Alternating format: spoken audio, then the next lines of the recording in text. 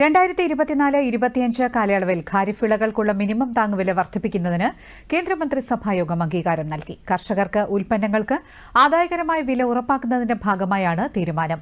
എണ്ണക്കുരുക്കൾക്കും പയറുവർഗ്ഗങ്ങൾക്കും മുൻവർഷത്തെ അപേക്ഷിച്ച് താങ്ങുവില വർദ്ധിപ്പിക്കാനും ശുപാർശ ചെയ്തിട്ടുണ്ട്. ഓഫ്ഷോർ വിൻഡ് എനർജി പദ്ധതികൾ നടപ്പിലാക്കുന്നതിനുള്ള വയബിലിറ്റി ഗ്യാപ് ഫണ്ടിംഗ് പദ്ധതിക്ക് മന്ത്രിസഭ അംഗീകാരം നൽകി.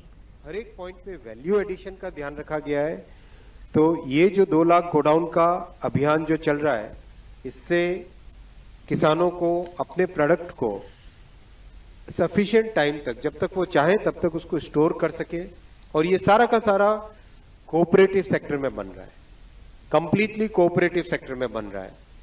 जो प्राइमरी एग्रीकल्चर कोऑपरेटिव सोसाइटीज होती है, जो कि एकदम जिले से भी नीचे पंचायत के स्तर पे होती है, उसमें ये सब बन रहा है. यानी मिनिमम ट्रांसपोर्टेशन से अपने प्रोड्यूस को ठीक जगह पे रख सके, टाइमली स्टोर कर सके, साइंटिफिक वे में उसको प्रोसेस कर सके, और जब ठीक टाइम हो, जब अपनी चॉइस हो, उस चॉइस के हिसाब से मार्केट में ले जा सके. साथियों, इस पूरे 2015 വിജ്ഞാപനം ചെയ്ത national offshore wind energy policy നടപ്പിലാക്കുന്നതിനുള്ള ഒരു പ്രധാന ചുവടുവയ്പ്പാണ് VGF പദ്ധതി. പദ്ധതിയുടെ വിജയകരമായ നടത്തിപ്പ് ഉറപ്പാക്കുന്നതിന് പുനരുപയോഗ ഊർജ്ജ മന്ത്രാലയം വിവിധ വകുപ്പുകളുമായി ഏകോപിപ്പിക്കും.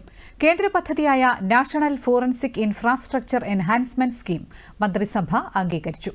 ക്യാമ്പസുകൾ, ലാബുകൾ എന്നിവയുടെ അടിസ്ഥാന സൌകര്യങ്ങൾ വർദ്ധിപ്പിക്കാൻ 2254.43 കോടി രൂപ നീക്കിവെക്കാനും തീരുമാനമായി. വാരാണസിയിലെ ലാൽ ബഹാദൂർ ശാസ്ത്രി അന്താരാഷ്ട്ര വിമാനത്താവളത്തിന്റെ വികസനത്തിനും മന്ത്രിസഭ അംഗീകാരം നൽകി.